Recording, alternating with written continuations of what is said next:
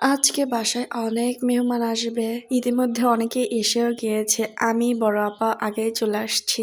যেহেতু ঈদের মধ্যে আত্মীয়-স্বজন বাসায় আসবে, এটাই স্বাভাবিক। ঈদের মধ্যে একটা মাত্র সুযোগ যে সবাই এক জায়গা হওয়া যায়, সবার সাথে দেখা হয়। সকাল সকালে মাংস নিয়ে আসছে বাজার থেকে কেটে। ছোট বোন আর আম্মা গিয়েছে চাউল কুটতে ঢেকিতে, যেহেতু পিঠা বানাবে এই কারণে আর কি। মাংস কাটার মতো এখন বাড়িতে কেউ নেই, এই কারণে আমি নিজেই কাটতেছিলাম। এটা মাংস কেটেই নিয়ে আসছে, পিস পিস করে নিয়ে আসা, শুধুমাত্র যেগুলো একটু বড় সেগুলো একটু ছোট করব। ছোট বোন বাসায় থাকলে ওর উপর আমি এই দায়িত্ব চাপিয়ে দিয়ে কোথাও উধাও হয়ে যাইতাম, কিন্তু ও নেই, এই কারণে নিজেই করতেছিলাম। এটা আমারই কষ্টের কোনো কাজ না, একদম সিম্পল, একটু জাস্ট বাছা আর যেগুলো একটু বড় আছে সেগুলো একটু পিস করা। যেহেতু আমি মাংস নিয়ে হাত দিন নাড়াচাড়া করেই ফেলেছি, সেহেতু ধুয়ে ফেলাই ভালো। পরে আমি নিজেই ধুয়ে দিলাম, এর জন্য আবার কে কাজ করবে। বড় আপু আসার সময় তরমুজ নিয়ে আসছিল, পরে ওটাই ছোট বোন কেটে দিল সবাই খাওয়ার জন্য। তরমুজটা আহামরি একটা লাল না, বাট খুবই মিষ্টি ছিল।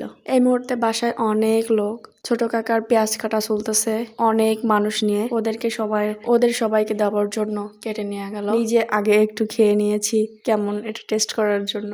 আর এই গরমের মধ্যে ঠান্ডা ঠান্ডা তরমুজ ভীষণ ভালো লাগে খেতে। মায়ের কাছে থাকা মানেই কোনো কাম কাজ কিচ্ছু নেই, শুধু খাওন আর খাওন। মেয়েরা মূলত মায়ের কাছে যে কয়েকদিন থাকে ওই টাইমটাতেই সে মহারানী হয় বা ফিল করে। এরপরে হয়তো বার হওয়া কয়জন নারীর ভাগ্যে আছে বলে। মার কাছে যতক্ষণ থাকা যায় সময় কি করে যে চলে যায় বোঝাই যায় না, অতি দ্রুত টাইম চলে যায়। সুখের সময় হয়তো বা ক্ষণস্থায়ী, কেন স্থায়ী হয় না। বাসায় আসলে আত্মীয় স্বজন আসলে টুকিটাকি কাজে হেল্প করতে হয় সবাইকেই, একদম হাত ছেড়ে বসে থাকা যায় না।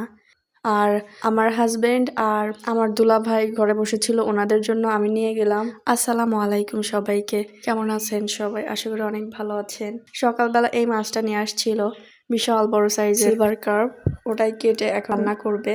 তেলের পিঠা বানানো হয়েছে, আমাদের এদিকে এটাকে তেলের পিঠাই বলে। এটা আমার ভীষণ পছন্দ, আমি অনেক হামারি খাই তা না, 2-1 পিস খাই, বাট আমার অনেক পছন্দ। এদিকে আম্মা মাংস চুলায় বসিয়ে দিয়েছে। বাসায় আজকে অনেক আত্মীয় স্বজন আসবে। রান্না করতে করতে বিকাল হয়ে গিয়েছে, এর মধ্যে আমরা খাওয়া দাওয়া করি নাই, প্রায় 4টা বেজে গেছে। আমার সকল খাবার দাবার নিয়ে এসে রুমে বলতেছে যে এখন খেয়ে নে। পরে আমি একটু খেয়ে নিলাম, এই টাইমটাতে আমার খুব ক্ষুধা লেগেছিল। পরে আমি একটু খেয়ে নিলাম, আমার হাজবেন্ডকে খাওয়ার কথা বললাম কিন্তু ও খেলো না, ওই ভাই আসবে তারপরেও খাবো ওনাদের সাথে, এই জন্য। ছোট পুপু আসছিল ওর ফ্যামিলি নিয়ে, আমার হাজবেন্ডের পরিচিত 2 ভাই আসছিল। আজকের ভিডিওটি এই পর্যন্তই। সবাই ভালো থাকবেন, ভালো রাখবেন ভালোবাসার মানুষগুলোকে। দেখাবে নতুন করে ভিডিওতে। আল্লাহ হাফেজ।